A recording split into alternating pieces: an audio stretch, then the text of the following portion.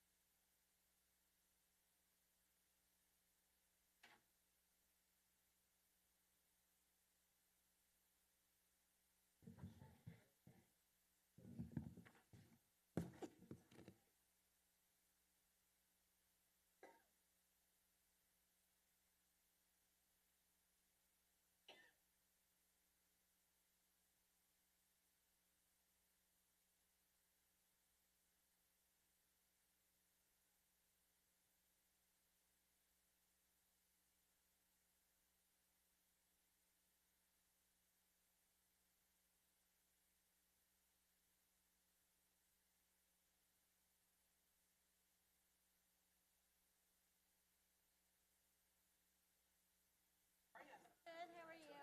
Good. It's been a good day. Lynetta was here earlier.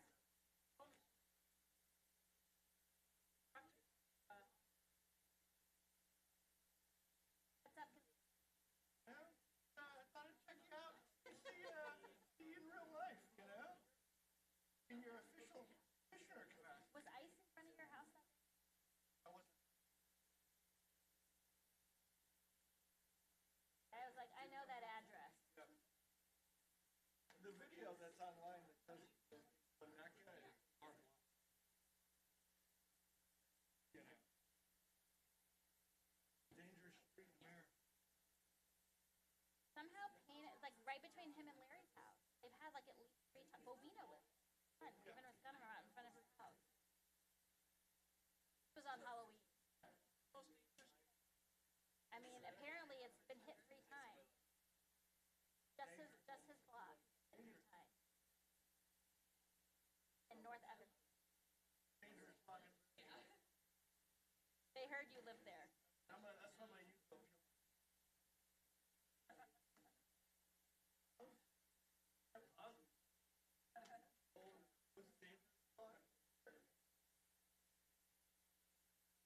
All right, are we ready? All right. All right, welcome back, everybody. We hope that you had productive breakouts. The fact that you came back is a good sign.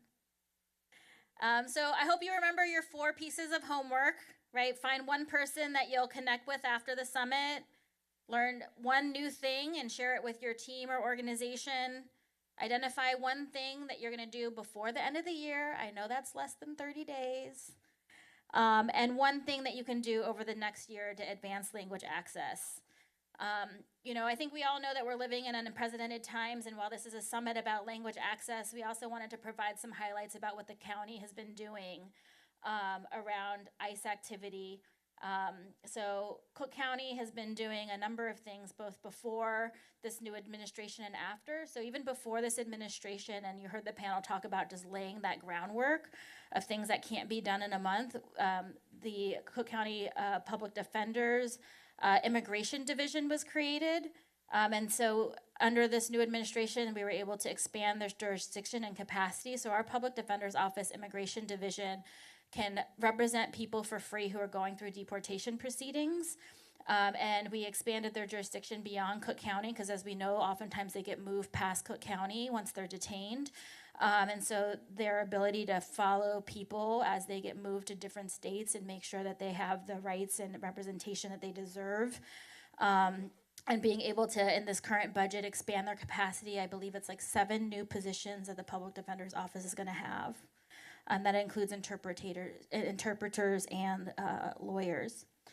We worked with the chief judge when we saw ICE targeting our courthouses. Some of you probably saw that they were specifically targeting our domestic violence courthouses, which is despicable. And so we worked with the chief judge to prohibit civil arrests in and around our Cook County courthouses. And soon after, President Preckwinkle, on my birthday, signed an executive order prohibiting ICE and civil activity on our Cook County property.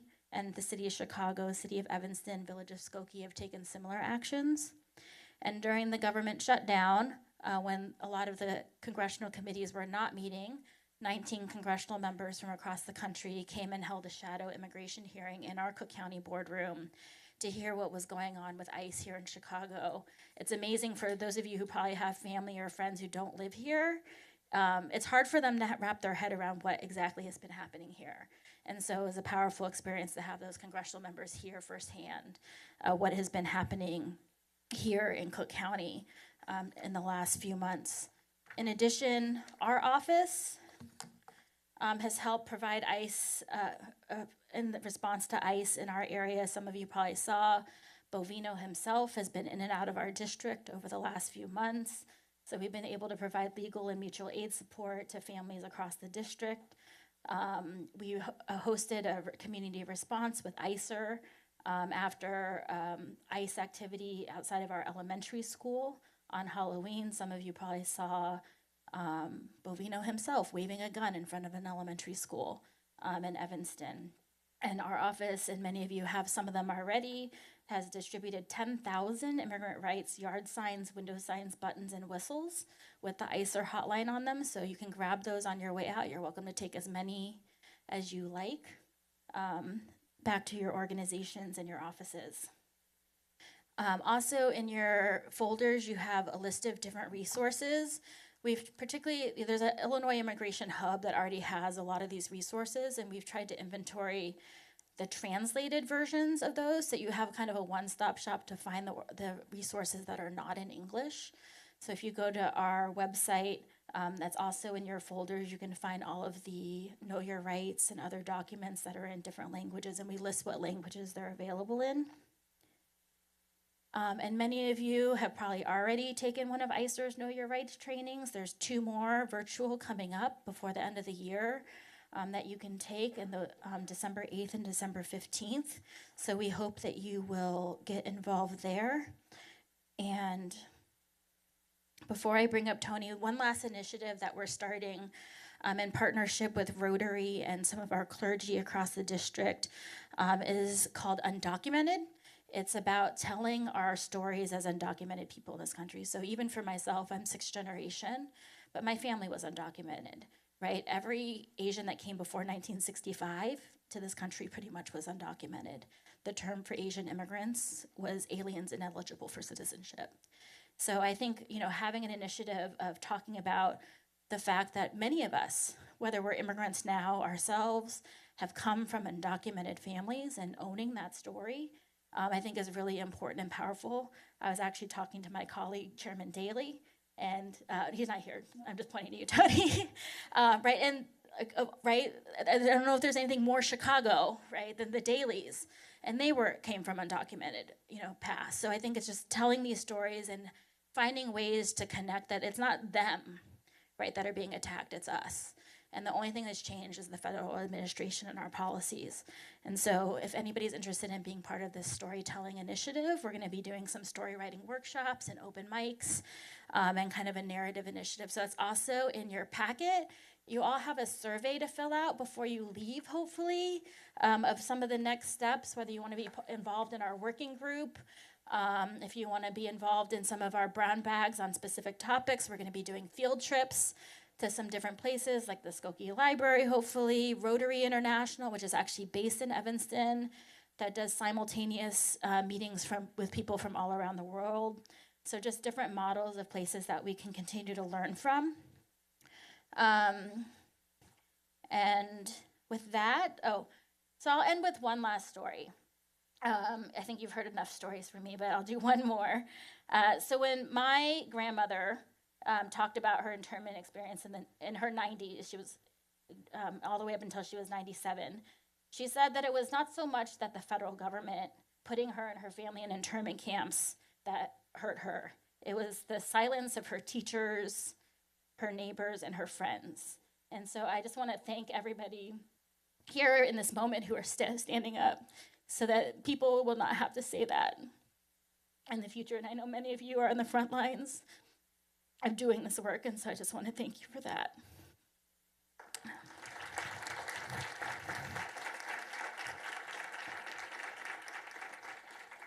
And with that, I want to introduce our Cook County Board President, who's just been, I think, again, we talked earlier about how lucky we are to live in Illinois and in Cook County in this moment. And the leadership of President Preckwinkle to speak out, to pass policies, to sign executive orders, to be creative in thinking about what can we do as Cook County, what can we do in partnership with our local governments, with the state government, with our local community organizations. We are the last line of defense, right, for so many of our communities in this moment. And her fearless leadership, and you know, for those of you who work in government, you also know Tony oftentimes is the only adult in the room.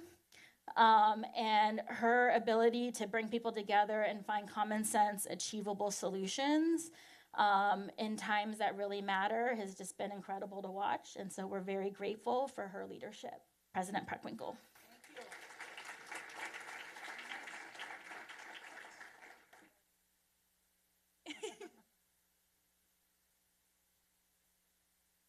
Good afternoon, everybody. I am very grateful to be here for the summit, and I want to thank, of course, Commissioner Morita for bringing us all together, and thank all of you for participating. I want to speak just a little bit to her point about raising your voice. You know, you may have heard in the 1930s there was a Lutheran theologian named Niemöller, and he talked about the silence as the Nazis attacked one group after another.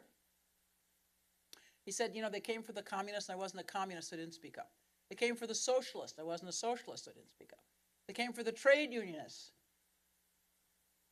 I wasn't a trade unionist, so I didn't speak up. They came for the Catholics. I wasn't a Catholic, so I didn't speak up. And of course, when they came for me, there was nobody to speak for me.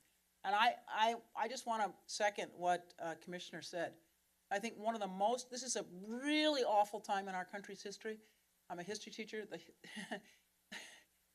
Future historians are not going to be sanguine about what happened in this country in this moment. They're not going to treat the country kindly. But what's been really encouraging and empowering is that so many people have been willing to stand up. All the people who put up the signs in their windows and in their yards about know your rights, all the people who blow their whistles when ICE is in their neighborhood, all the people who are willing to come together and collectively defend and protect their neighbors. And so while we know this is a horrible moment, we should take heart in the fact that so many people are willing to say this is wrong, right? So I want to begin by saying that. I want to thank all of you again who are here. You know, language access is not a complement to the work we do. It's not an add-on. It's central to our work. We prioritize language access because we know that that's what makes government accessible. You can't access services unless there's language access. I always say, you know, America's a great country because people come from all over the world to make it so. Well, we definitely have a very diverse county, and we're proud of that. But again, this is a moment in time when diversity is demonized. And And while the federal government is busy demonizing people on the basis of their skin color or the language they speak or their country of origin or whether they're documented or undocumented, we're proud to live in a state and a county where people are welcomed. And we continue to try to support our friends and neighbors who are part of the immigrant community. These folks rely on our healthcare system, our economic development programs, navigate our courts and our public safety agencies. They're our friends and neighbors. And for many immigrant and non-English speaking families, our government systems can be intimidating or confusing, and we want to be sure that they're accessible to everyone. So over the past year, we've made great strides to expand language access across county government, and I have to just say, Commissioner Morita has been the point of the spear on that effort. She's always talking about language access. We've developed multilingual toolkits to help residents understand their rights, especially as the federal government enforcement activity increases in ways that disrupt families, fuel racial profiling, and erode trust in government. I mean, I never thought I'd see the day when men in camouflage suits with masks on their faces were snatching up, kidnapping our friends and neighbors off our streets. So today's summit brings people together to share best practices and build stronger, more accessible systems for our residents. Kudos. Language should never stand between a person and the services they need, never. We want everyone in Cook County to feel seen, respected, and supported. So I'm encouraged by the work you're doing today and look forward to continuing to support that work. Thank you.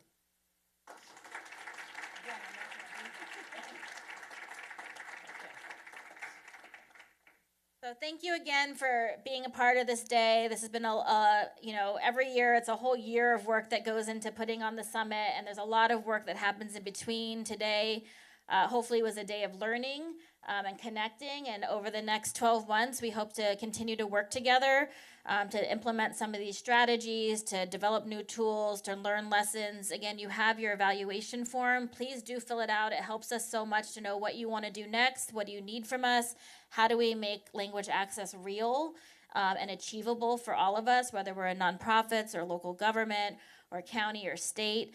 And again, thank you for all the work that all of you do. I mean, again, just being here and wanting to spend almost a whole day talking about language access and connecting with each other is just really meaningful.